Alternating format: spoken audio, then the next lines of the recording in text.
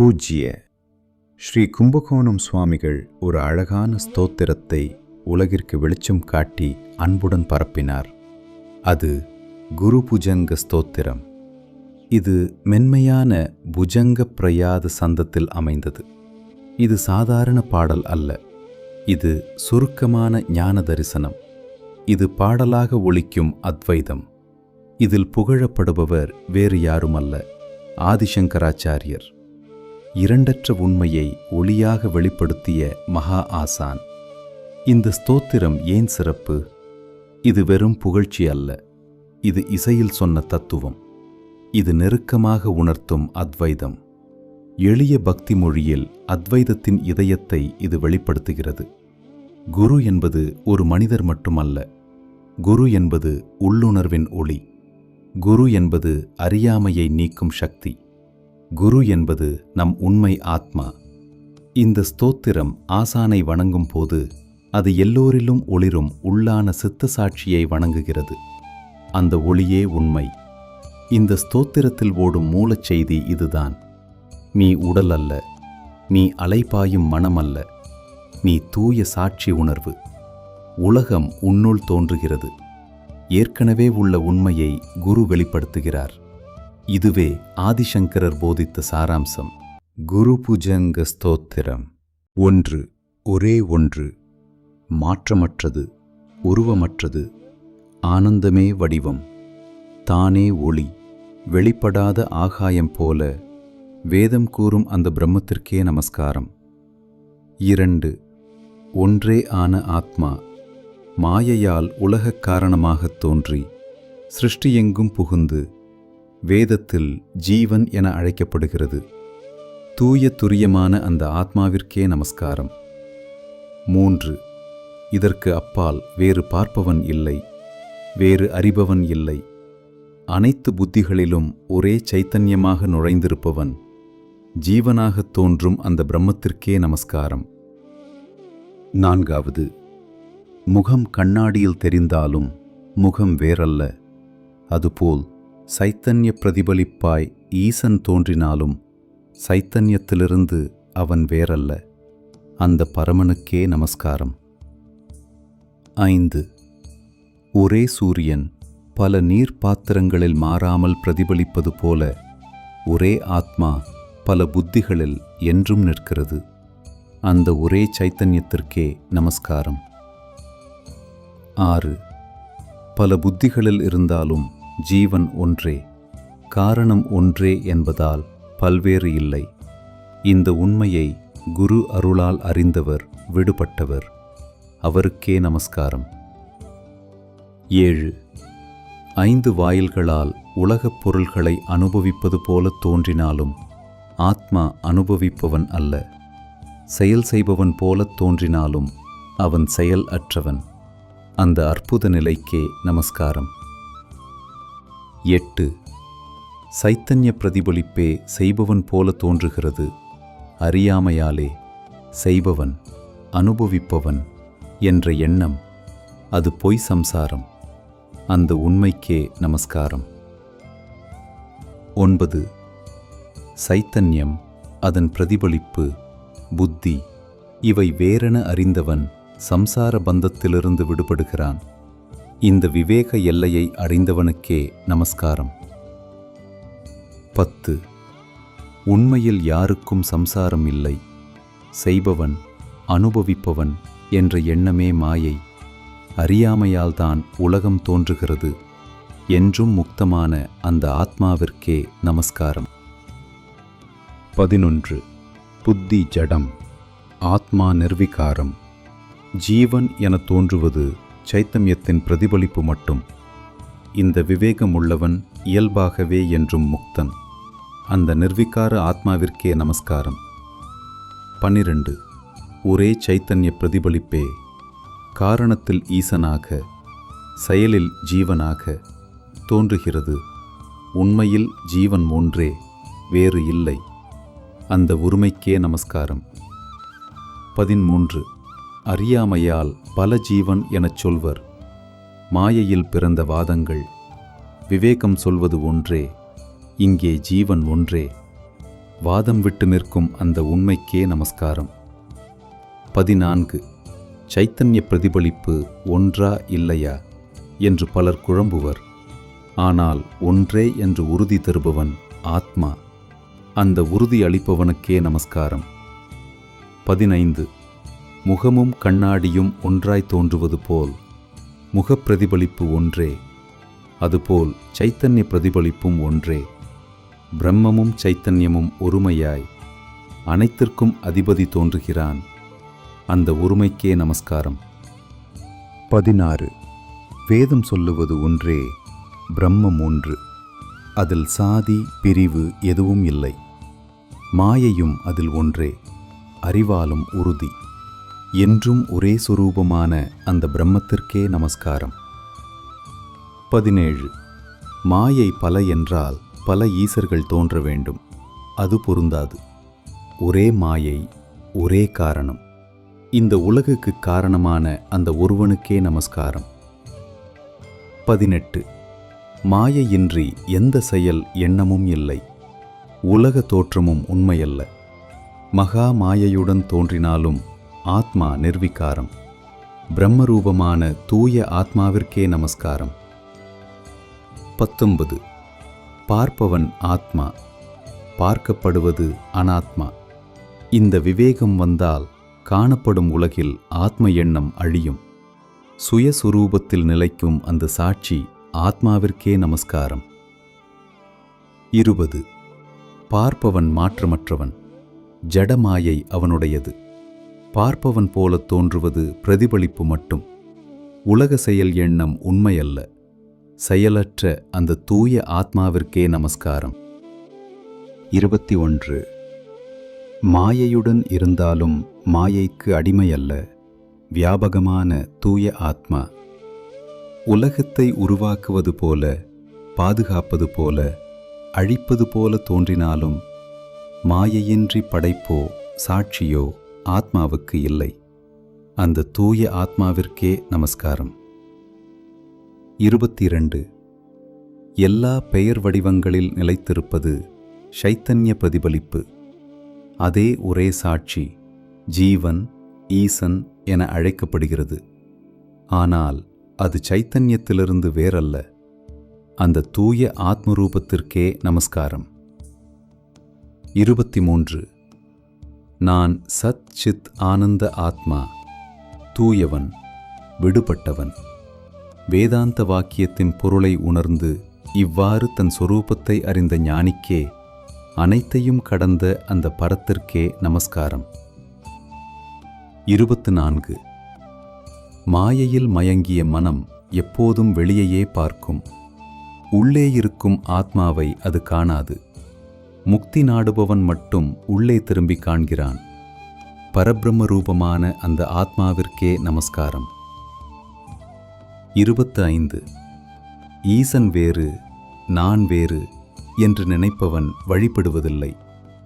விவேகம் உள்ளவன் மட்டும் நானே அது என்று உணர்ந்து வழிபடுகிறான். தன்னைத்தானே ஈசனாக அறியும் அந்த ஆத்மாவிற்கே நமஸ்காரம். வேதத்தை பார்த்தால் பயம் பெருகும். மகான்கள் பேதம் பார்ப்பதில்லை. அறியாமையால் தான் பேதம் தோன்றுகிறது. அந்த பேத மயக்கத்தை அழிப்பவனுக்கே நமஸ்காரம். 27. பிரம்மா, இந்திரன், சூரியன், அக்னி, ருத்ரன், சந்திரன், விஷ்ணு என்று பலர் தோன்றினாலும் சாட்சி ஒருவனே, இரட்டையற்ற ஆத்மா. உலக ஓட்டத்தை தோற்றமாக காட்டும் அந்த ஆத்மாவிற்கே நமஸ்காரம். 28. விழிப்பில் உலகம் உண்மை போல, கனவில் மனம் உருவாக்கியது. ஆழ்ந்த உறக்கத்தில் ஆத்மா தன்னையே ஆனந்தமாய் காண்கிறது. அந்த 4வது நிலை ஆத்மாவிற்கே நமஸ்காரம். 29.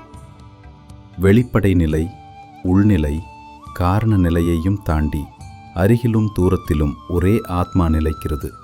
தன் மகத்துவத்தில் நிலைக்கும் அந்த ஒருவனுக்கே நமஸ்காரம். 30. இருக்கிறது இல்லை என்ற வேதவாதங்கள் அவனை சார்ந்தே. உறுப்புகளை இல்லாதவனும் அனைத்து உறுப்புகளாய் தோன்றுபவனும் அவனே. அந்த அகிலாத்மாவிற்கே நமஸ்காரம். 31. அணுவிலும் அணுவாக, மிக பெரிதிலும் பெரிதாக, ஒரே ஆத்மா, சைத்தன்யங்களில் மேலான சைத்தன்யமாக என்றும் விளங்குவது. அதை அறிந்த ஞானிக்கே நமஸ்காரம். 32. அந்த ஆனந்தத்தின் ஒரு துளி கூட அனைவரையும் ஆனந்தமயமாக்குகிறது. என்றும் நிரம்பிய ஆனந்தக் கடலான அந்த பரமனுக்கே நமஸ்காரம். 33. அந்த பரத்தை விட்டு மற்ற தேவைகளை வழிபட்டால் பலன் சிறிதே. நாயின் வாலை பிடித்து கடலை கடக்க யார் முடியும்? அந்த பரமத்திற்கே நமஸ்காரம். 34. விதி வழிபாட்டில் ஈசன் பலன் தருவான். விஷ்ணு, ருத்ரன், இந்திரன், அக்னி வழிபாட்டிலும் பலன் கிடைக்கும். ஆனால் கர்மப்படி பிரம்மமே பலம் அளிக்கிறது. அந்த பரபிரம்மத்திற்கே நமஸ்காரம். 35. பிரம்மம் நேரடியாக மோட்சம் தராது. இங்கேயே ஞானம் ஒன்றே முக்தி தரும். கர்மம் செய்ததால் மோட்சமில்லை. சரணடைந்தவரின் துயர் நீக்கும் அந்த பரமனுக்கே நமஸ்கார். 36. இது இல்லை, அது இல்லை என்ற எல்லாவற்றையும் நீக்கி நீக்கி பார்த்தால் மிஞ்சுவது வார்த்தைக்கும் மனத்திற்கும் எட்டாத பிரம்மம். அந்த மௌன உண்மைக்கே நமஸ்காரம். 37. தத்துவ விசாரணையை விட்டுவிட்டால் யாத்திரை ஜபம் என்ன பயன்?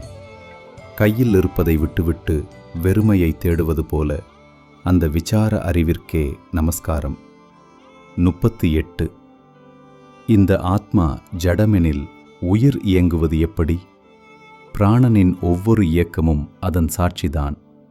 உலகத்தை ஒளிரச் செய்யும் அந்த ஆத்மாவிற்கே நமஸ்காரம். 39. உடலே நான் என்ற எண்ணத்தில் பயம். ஆத்மாவே நான் என்ற உணர்வில் பயமில்லை. என்றும் அபயமான உடலற்ற அந்த ஆத்மாவிற்கே நமஸ்காரம். 40. குருவிடம் பக்தியுடன் இருந்தால் இங்கேயே ஈசன் அறியப்படுகிறான். இல்லையெனில் கோடி காலமும் அவன் எட்டாதவன். அனைவருக்கும் மிக அருகில் இருப்பவனுக்கே நமஸ்காரம். 41. உடலை விட பிராணானன் இனிமை. பிராணனை விட உள்ளே இருக்கும் ஆத்மா மேலும் இனிமை. அனைத்தையும் அனுபவிக்கும் அந்த உள் ஆத்மாவிற்கே நமஸ்காரம். 42. ஆத்மாவைத் தவிர வேறு எதுவும் இனிமை அல்ல. காரணத்திலிருந்து விளைவு வேறாகாது. அனைத்திற்கும் காரணமான அந்த ஆத்மாவிற்கே நமஸ்காரம். 43. உலகம் முழுவதும் காரணத்திலிருந்து வேறல்ல. ஒன்றே ஆன இரண்டற்ற பரபிரம்மமும் நாசமும் நிலையும் இரண்டுமாய் தோன்றுவது அந்த பரத்திற்கே நமஸ்காரம். 44. காரணத்திலிருந்து விளைவு வேறல்ல. ஆகவே உலகமே பிரம்மம், நானும் அதுவே என்று அறிந்து வழிபடும் அந்த ஒன்றிற்கே நமஸ்காரம். 45. மண் மாற்றம் மண்ணை தாண்டாதது போல சைத்தன்ய மாற்றம் சைத்தன்யத்தை தாண்டாது. எல்லாமே சைத்தன்யமே என்று அறியும் அந்த பிரம்மத்திற்கே நமஸ்காரம். 46. உலகம் முழுவதும் அவனுடைய உடலே.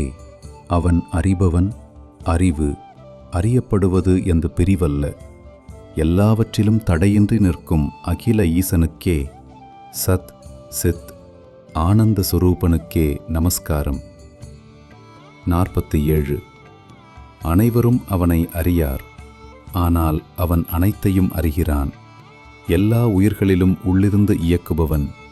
அனைத்தின் உள்ளே நிற்கும் அந்த ஈசனுக்கே நமஸ்காரம். 48. நான் உடலல்ல, புலன்களல்ல, பிராணனல்ல, மனமல்ல. நான் ஒரே சைத்தன்யம். உயர்ந்ததும் தாழ்ந்ததும் எல்லாமே பிரம்மமே என்று அறியும் அந்த தூய ஞானத்திற்கே நமஸ்காரம். 49. கனவில் காணும் யானை போன்றவை பொய். அதுபோல இந்த உலகமும் பொய் தோற்றம். ஆதாரம் மட்டும் உண்மை. பார்ப்பவன் தூயவன், அந்த பிரம்மத்திற்கே நமஸ்காரம். 50. மேல் மாயையும் கீழ் மாயையும் இரண்டும் அவனுடையதே. செயல் அற்றவனாக இருந்தும் உலகச் செயல் தோன்றுகிறது. பார்ப்பவன் பார்க்கப்படுவது என்ற இரண்டையும் தாண்டிய அந்த அழிவற்ற ஆத்மாவிற்கே நமஸ்காரம். 51. தூய ஆத்ம தத்துவத்தை அறியாமையால்தான் பலவித தோற்றங்களும் இன்பம் துன்பம் என்ற அனுபவங்களும் தோன்றுகின்றன. ஆனால் தூய ஆத்ம தத்துவம் உணரப்பட்டால் இவை எதுவும் எங்கும் இல்லை. அந்த தூய ஆத்மாவிற்கே நமஸ்காரம். 52. கயிறு தெரியாமல் பாம்பு என பார்ப்பது போல பாம்பு உண்மையல்ல, கற்பனை மட்டும். அதுபோல் இந்த உலகத் தோற்றம் முழுவதும் கற்பனைதான். அனைத்து தோற்றங்களுக்கும் ஆதாரமான அந்த ஆத்மாவிற்கே நமஸ்காரம். 53. ஆழ்ந்த உறக்கத்தில் பந்த உணர்வின் சிறு துளி கூட இல்லை. விழிப்பில் நான் என்ற அகங்காரம் எழுந்தால் உலகம் தோன்றுகிறது. ஆகவே பந்த உணர்வு அகங்காரத்தால்தான். பந்த உணர்வு இல்லாத அந்த ஆத்மாவிற்கே நமஸ்காரம். 54. ஆழ்ந்த உறக்கத்தில் ஆசான் இல்லை, சிஷ்யன் இல்லை, சாஸ்திரம் இல்லை, உலகம் இல்லை, சப்தம் சைவம் வைஷ்ணவம் என்ற பிரிவுகளும் இல்லை. அப்போது ஆத்மா மட்டும் தானாகவே இருக்கிறது. அந்த உலகமற்ற ஆத்மாவிற்கே நமஸ்காரம். 55. ஜடமானவை தானாக இயங்காது. சைத்தன்யம் இருப்பதால் தான் மனம், பிராணம், உடல், புலன்கள் இயங்குகின்றன. அந்த சைத்தன்ய ஆத்மஸ்வரூபத்திற்கே நமஸ்காரம். 56. மனம், பிராணன், உடல், புலன்கள் தன்னாலே ஜடம். அந்த சைத்தன்ய ஆத்மாவின் சந்நிதானத்தால் உயிருள்ளது போல் தோன்றுகின்றன மாயையால். ஜடத்திற்கும் அப்பாற்பட்ட அந்த பரமாத்மாவிற்கே நமஸ்காரம். 57. உயிர்களின் புத்தி வெளியிலுள்ள பொருள்களையே பார்க்கிறது. உள்ளே இருக்கும் பிராணநாதனை அது காணாது. எல்லாவற்றிற்கும் உள் ஆத்மையான அந்த ஒன்றான சைத்தன்யத்திற்கே நமஸ்காரம். 58. அந்த பரமாத்மாவின் சொரூபத்தை தேவர்கள் கூட அறியார். புறச்சிந்தையுள்ள மனிதர்கள் எங்கே? அது நானே என்று நித்தம் வழிபடும் பக்தர்களுக்கே அது வெளிப்படும். அந்த இரண்டற்ற பரபிரம்மத்திற்கே நமஸ்காரம். 59. எல்லா உடல்களிலும் சூரியனிலும் கூட ஒரே ஆத்மா நிலைக்கிறது, ஒரே சாட்சி. நானே அதுவே என்று அறிந்த வேதாந்திகள் என்றும் வழிபடும் அந்த ஆத்ம தத்துவத்திற்கே நமஸ்காரம். 60. நான் விசுவன், தைஜசன், பிராக்ஞன் என்று தோன்றினாலும் விராட், சூத்ரம், மாயேசன் என்ற ரூபங்களிலிருந்தும் வேறல்ல. உபாதிகள் மாறினாலும் நான் அதுவே என்று உணர்ந்து வழிபடுவோரால் அறியப்படும் அந்த ஒரே ஆத்மாவிற்கே நமஸ்காரம். 61. எல்லா கர்மங்களையும் விட்டுவிட்டு அது நானே என்று இடையறாது நிலைக்கும் ஞானியின் நிலை. அனைத்து ஆகமங்களின் இறுதி உண்மை என்று அறியப்படும் அந்த ஒரே ஆத்மாவிற்கே நமஸ்காரம். 62. செய்ததும் செய்யாததும் என்பதால் புதிய பாவம் எப்படி தோன்றும்? நான் குற்றவாளி என்ற எண்ணமே மயக்கம். அந்த மயக்கத்தை அகற்றும் அந்த ஆத்ம ஞானத்திற்கே நமஸ்காரம். 63. இதுவே தர்மம், இதுவே அதர்மம் என்ற குழப்பமே அறியாமை. அறியாதவர்களுக்கு பந்தமாகத் தோன்றுவது உண்மையில் இல்லாததே. அந்த மயக்கத்தை அழிக்கும் அந்த உண்மைக்கே நமஸ்காரம். 64. இதயத்தில் பதிந்த அதர்மத்தை விட்டுவிட்டு அமைதி அடைந்தோர் தம் சொரூபத்தையே வழிபடுகிறார்கள். மரணத்தையும் ஆழ்ந்த உறக்கத்தையும் தாண்டி நிற்கும் அந்த ஆத்மஸ்வரூபத்திற்கே நமஸ்காரம். 65. ஆத்மாவிற்கு ஒருபோதும் பந்தமில்லை, முக்தியும் இல்லை. அது எப்போதும் முக்தமே. வெளியே ஓடும் மனமும் உள்ளே திரும்பும் மனமும் இரண்டின் அலைச்சலையும் அமைதிப்படுத்தும் அந்த சைத்தன்யத்திற்கே நமஸ்காரம். 66. மனம் ஓய்ந்தபோது ஆத்மாவிலே நிலைத்த மனிதன் என்றும் முக்தன், இரண்டற்றதன். மனம் மீண்டும் ஓய்விலிருந்து எழுவதும் கூட அருளால்தான். அந்த அருளுக்கே என்றும் ஏங்கும் அந்த ஆத்ம அருளிற்கே நமஸ்காரம். 67. நீ அருள் செய்தால் உயிர்களுக்கு எது கிடைக்காதது?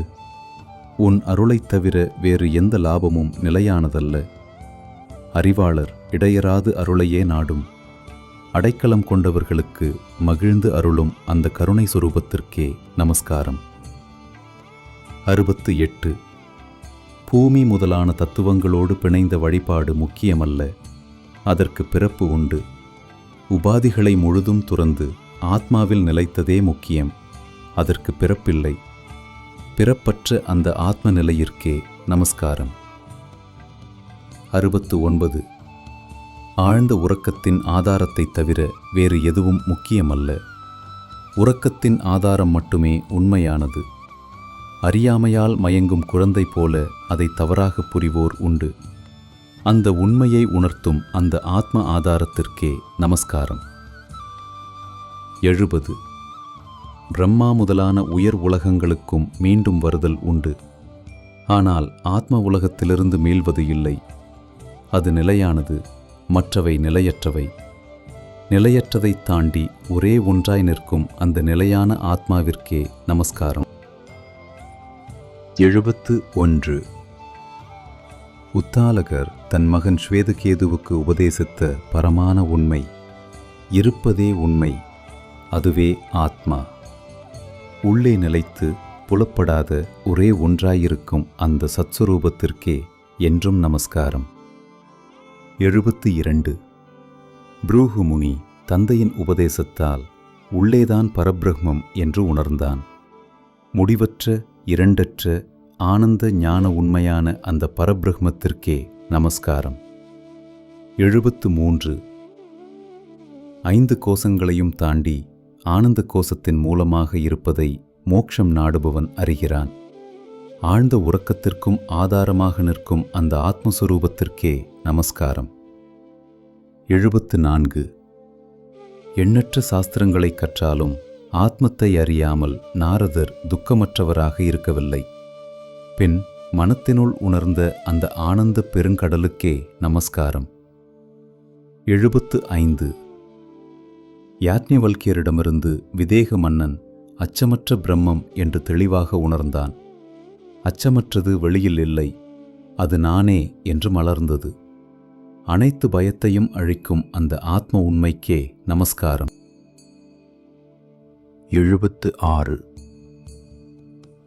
பூமானம் மாபெரும் ஆத்ம உண்மை. அறியப்பட்டவுடன் பாவம் புண்ணியம் என்று தனியாக எதுவும் நிலைக்காது. அதனால் பிராண வித்தியை புறக்கணிக்காமல் அறிவாளர் அந்த உண்மையையே ஈசனாக கொண்டு உள்நோக்கி நிலை கொள்கிறார். 77. இடையராது அன்னதானம் செய்த ஜானஸ்ருதி ஒரு கட்டத்தில் அதையும் விட்டுவிட்டு அதுவே நான் என்ற உண்மையால் ஒருமையை உணர்ந்தான். பிராண வித்தியை தாண்டி ஆத்ம உண்மையில் நிலைத்தான். 78. சூரியன், சந்திரன், அக்னி உலகுக்கு ஒளி தருகின்றன. ஆனால் சைத்தன்யத்தின் அருகில் இருப்பு இல்லையெனில் அவற்றுக்கும் ஒளி இல்லை. எல்லா ஒளிக்கும் மூலமாக நிற்பது ஆத்மாவே. 79. சூரியன் முதலான எல்லா அறிவுகளையும் ஒளிரச் செய்வது ஆத்ம ஜோதி. அதை உணர்ந்தவனே உண்மையான பிராமணன். அவன் பிறப்பு மரணம் என்ற எல்லையை தாண்டியவன். 80. அரச மரத்திலும் உடலிலும் ஒரே ஆத்மாவே நிறைந்திருக்கிறது என்று வாசுதேவன் அர்ஜுனனுக்குச் சொன்னான். அந்த சமத்துவத்தை உணர்ந்தவன் எல்லாவற்றிலும் தன்னை காண்கிறான். 81. பிறப்பால் பிராமணனாக இருந்தாலும், தாழ்ந்த நிலையில் பிறந்தவராக இருந்தாலும், யானையாக இருந்தாலும், இந்த உடலாக இருந்தாலும், சாத்வீகம், ராஜசம், தாமசம் என்ற குணங்களிலும் சமமாக நிற்கும் ஆத்மா. அந்த குணங்களால் எப்போதும் ஒட்டப்படாத மாசற்ற ஆத்மாவுக்கு நமஸ்காரம். 82. ஒருவன் ஆச்சரியமாக பேசுகிறான், மற்றொருவன் அதை கேட்கிறான். ஆனால் மனம் அமைதியாக இல்லையெனில் அது புரியாது. அமைதியான மனத்தால் மட்டுமே நான் சைத்தன்யமே என்று நேரடியாக உணர முடியும். அந்த உணர்வை அருளுவோனுக்கே நமஸ்காரம். 83. தேவர்களுக்கும் அசுரர்களுக்கும் ஒரே தலைவனாக இருந்தாலும் பிரம்மா போன்ற மிக பெரியவர்களே மீண்டும் மீண்டும் கேட்டாலும் அந்த உண்மை எளிதாக புரிவதில்லை. மிகச் சிலருக்கே அதை உணர முடிகிறது. அதனால் ஆழமாக சிந்தித்தாலும் பிடிக்க முடியாத அந்த உண்மைக்கே நமஸ்காரம். 84. சிலர் உடல்தான் ஆத்மா என்று சொல்கிறார்கள். சிலர் உணர்வுறுப்புகள்தான் என்று நினைக்கிறார்கள். மற்ற சிலர் பிராணன்தான் அல்லது அறிவுதான் என்று பிடிவாதமாக சொல்கிறார்கள். ஆழமாக சிந்திக்காமல் இப்படி சொல்வதால் அவர்கள் அறியாமையில் தவறாக புரிந்து மயங்குகிறார்கள். அந்த மயக்கத்தை தாண்டி நிற்கும் உண்மைக்கே நமஸ்காரம். 85. சிலர் ஆத்மா பலவாக இருக்கிறது, அது செய்கிறது, அனுபவிக்கிறது என்று சொல்கிறார்கள். மற்றவர்கள் அது எதையும் செய்வதில்லை, அனுபவிப்பதுமில்லை என்று சொல்கிறார்கள். அறியாமையால் உண்டாகும் இந்த எல்லா கருத்து குழப்பங்களையும் தாண்டி நிற்கும் அந்த உண்மைக்கே நமஸ்காரம். 86. சிலர் சொல்கிறார்கள், பல ஆத்மாக்களை நடத்தும் ஈசன் வேறே இல்லை என்று. சிலர் சொல்கிறார்கள், அப்படியெல்லாம் எதுவும் இல்லை என்று.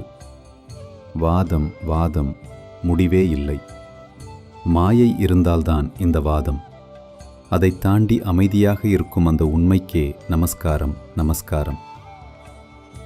87. யாருடைய அருளால் இந்த வாதங்கள் அமைதியாக அடங்குகிறதோ, யாருடைய ஒளியில் உலகம் தன் உண்மையை காட்டுகிறதோ, வாதம் நின்றதும் சுற்றல் நிற்கிறது. திரும்பி தவிப்பு இல்லை. அந்த ஒன்றே ஒன்றான உண்மைக்கே நமஸ்காரம் நமஸ்காரம். 88.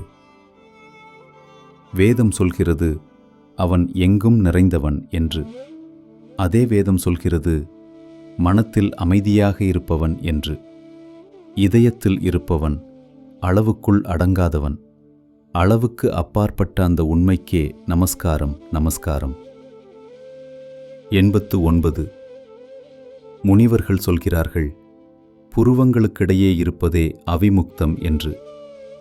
அதேதான் மகாக்ஷேத்திரம். அங்கே நிலைத்தவனுக்கு வெளியே எங்கே போக வேண்டும்? தனக்குள்ளே இருப்பவனுக்கே நமஸ்காரம் நமஸ்காரம். 90. உடலோடு நான் என்ற எண்ணம் ஒட்டியிருப்பது போல காசியில் சாகினால் மோட்சம் என்று நினைக்கிறோம். ஆனால் உண்மை ஒளி தெரியாமல் மோட்சம் எங்கும் வராது. அந்த உண்மை ஒளிக்கே நமஸ்காரம் நமஸ்காரம். 91. ஆத்மாவின் ஒளி வெளிப்பட ஒரே காரணம் ஆழ்ந்த வேதாந்த சிந்தனை. அந்த ஒளி பிரகாசிக்க வேதாந்தத்தில் நிலைத்து எப்போதும் விவேகத்துடன் இருப்பவனுக்கே நமஸ்காரம். 92. ருத்ரன் முதலான தேவர்கள் கூட ஆத்ம தத்துவத்தை முழுமையாக அறியவில்லை. அதனால் அவற்றை ஒதுக்கி வைத்து வேதாந்தத்தில் நிலைத்து உணர்வை பெறுவோருக்கே நமஸ்காரம். 93. இந்திரன் தன் உண்மை சுரூபத்தை அறிந்தவுடன் பெரும் பாவங்களிலிருந்தும் விடுபட்டான். வேதாந்தத்தில் நிலைத்தவன் அகங்காரத்தை விட்டுவிட்டு ஆனந்தத்தில் நிலை கொள்கிறான். அந்த நிலைக்கே நமஸ்காரம். 94. தன் சொரூபத்தை ஆழமாக ஆராய்ந்து நிலைத்தவன் தேவர்களாலும் எப்போதும் வணங்கப்படுகிறான். அவன் தூய்மையானவன். அதனால் தெய்வங்களாலும் வணங்கப்படுகிறான். அந்த தூய்மையை அருளுவோனுக்கே நமஸ்காரம். 95. தூய்மையானவன் தானே மற்றவர்களையும் தூய்மைப்படுத்த முடியும். தூய்மை இல்லாதவன் தூய்மையை அளிக்க முடியாது. எல்லா உயிர்களுக்கும் தூய்மையை அளிக்கும் ஆத்மா தானே முழு தூய்மை. அந்த புனிதத்திற்கே நமஸ்காரம். 96. ஒரு முறை உண்மையாக நினைத்தாலே அனைத்து பாவங்களும் நெருப்பில் போல எரிந்து அழிகின்றன. நான் சைத்தன்யமே என்ற உணர்வு மனத்தில் புகுந்தவுடன் அதுவே தன்னொளியாக பிரகாசிக்கிறது. அந்த மகிமைக்கே நமஸ்காரம். 97. ஸ்நானம் தானம் போன்றவை பாவத்தை முழுதாக அழிக்க முடியாது. அந்த பழைய வாசனை மீண்டும் எழும். ஆனால் உண்மையான நினைவு இல்லையெனில் முக்தியும் இல்லை. பாவத்தை அழிக்கும் அந்த நினைவுக்கே நமஸ்காரம். 98. ஆத்மா அல்லாததில் நான் என்ற பிடிப்பை விட்டுவிட்டால் சொரூபத்தின் ஒளி தானாகவே பிரகாசிக்கும். அப்பொழுது பாவம் என்ற ஒன்றே இல்லாமல் போகும். அந்த ஒளிக்கே நமஸ்காரம். 99. வேதாந்த பாஷ்யங்களை முழுமையாக கேட்காமலேயே ஒருவனுக்கு உண்மையை நினைக்க வழியில்லை. அதனால் கருணையால் தானே முனைந்து உபதேசம் செய்த அந்த கருணை சொரூபத்திற்கே நமஸ்காரம். 100. எல்லா ஆகமங்களின் மூலப்பொருளையும் விளக்க தானே சங்கராச்சாரியராக அவதரித்து வியாசசூத்திரம் முதலான பாஷ்யங்களை எழுதி ஆத்மா ஒரேதான் என்ற புத்தியை உண்டாக்கிய அந்த மகானுக்கே நமஸ்காரம். 101. சிந்தித்தல் தியானம். விளக்கம். 4. அமைதியான சீடர்களுடன் பூமியெங்கும் சுற்றி எங்கிருந்தாலும் ஆத்ம நிலையிலேயே நிற்பவன். தன் பாஷ்யங்களின் உபதேசத்தை எப்போதும் பரப்பியவன். அவன் இரண்டில்லாத ஒரே ஆத்மா. அந்த நிலைக்கே நமஸ்காரம். 102. விராட், சூத்ரம், மாயேசன், துரியம் என்ற 4 சுரூபங்களாக தோடகாச்சாரியர் முதலான சீடர்களுடன் 4 வடிவங்களில் விளங்கியவன். குணமற்ற இரண்டில்லாத ஆத்மாவுக்கு நமஸ்காரம். 103. பிறப்பில்லாத கர்மங்களில் நிபுணமான உலகமெங்கும் வியாபித்த ஆத்மாவை அறிந்து துரிய ஆசிரமத்தை அழித்து தரிசன சிகரத்தில் சாரதையை நிறுவி உண்மையை பாதுகாத்தவன். அந்த மகானுக்கே நமஸ்காரம். 104. ஆச்சாரியரின் பாஷ்யங்களை பக்தியுடன் படிப்பவர்கள் தங்களுக்குள்ள நித்திய ஆனந்தமான ஆத்மஸ்வரூபத்தை அடைகிறார்கள். அதனால் ஆத்ம ஞானிகளால் வணங்கப்படுகிற அந்த குருவுக்கே நமஸ்காரம். 105. முன்புறம், பின்புறம், பக்கங்கள், மேல், கீழ் எங்கும் நிறைந்த எல்லா வடிவங்களிலும் இருக்கும் ஆத்மா, அந்த தூய பிரம்மமாகிய சங்கராச்சாரியருக்கே நமஸ்காரம். 106. உடல் என்ற நினைவில் நான் உன் அடியவன். ஜீவன் என்ற நினைவில் நான் உன் ஒரு சிறு பங்கு. ஆனால் ஆத்ம நினைவில் நானே நீ. இன்னும் உடல் நினைவு மீதமிருப்பதால் கருணை செய் என்று வணங்குகிறேன். 107. பாஷ்யத்தின் உண்மை திடீரென ஒளிரும் அந்த கணத்தில் உன் கருணையால் சைத்தன்ய பார்வை பிறக்கிறது. அதற்கு அப்பால் எனக்கு வேறு வழியில்லை. என் அனைத்து தவறுகளையும் மன்னித்து என்னை ஏற்றுக்கொள். 108. பாஷ்யங்களுக்கே நமஸ்காரம். அவற்றை உபதேசித்தவர்களுக்கே நமஸ்காரம். எழுதியவர்களுக்கும் புரிந்தவர்களுக்கும் நமஸ்காரம். அந்த அனைத்திற்கும் உள்ளார்ந்த அர்த்தமாக நிற்பது தூய பிரம்மம். அந்த பரம்பொருளுக்கே நமஸ்காரம். 109. இந்த 100க்கு மேற்பட்ட புஜங்க சந்தத்தில் அமைந்த ஸ்தோத்திரத்தை பக்தியுடன் படிப்பவன் சைத்தன்யமே நான் என்ற ஒரே உண்மையில் மகிழ்ந்து நிலை கொள்கிறான். 110. இந்த ஸ்தோத்திரத்தின் பொருளை ஒருமுறை அல்லது தினமும் பக்தியுடன் நினைப்பவன் அவனுள் இருளெல்லாம் விலகி ஆனந்த சுரூபமான உன்னை அடைகிறான், உன் கருணையாலேயே. 111. நான் பிரம்மமே என்ற உண்மை இருந்தாலும் அல்ல என்ற மயக்கம் ஒரு காலம் இருந்தது. குருவின் கருணையால் என் உண்மை சொரூபம் புரிந்தது. இப்போது நான் முற்றிலும் விடுபட்டவன், தூய சைத்தன்ய ஆத்மா. 112. அதனால் புத்திசாலி எப்போதும் குருவின் கருணையையே நோக்கி இந்த ஸ்தோத்திரத்தை படிப்பான் அல்லது அதன் பொருளை நினைப்பான். வணங்கி மீண்டும் மீண்டும் ஒரே சைத்தன்யமே உண்மை என்று நிலை கொள்வான். 113. முனிவர்களாலும் புராணங்களாலும் அனைத்து தேவர்களாலும் வணங்கப்படும் ஈசனை நான் எப்படி பாடி புகழ்வேன்? எங்கே நின்று என்ன சொல்லி உன்னை அடைவேன்? அந்த அளவில்லாத மகத்துவத்துக்கே நமஸ்காரம். 114. உன் கருணை அறியாதவனை தூய்மைப்படுத்துகிறது, மௌனமானவனை வாக்காளனாக்குகிறது. அந்த கருணையின் வலிமையால்தான் இந்த பாடல் உருவானது. எல்லாவற்றிற்கும் ஆத்மாவாக நிற்பவனே உனக்கே நமஸ்காரம். இத்துடன் ஸ்ரீ குருபுஜங்க ஸ்தோத்திரம் நிறைவு.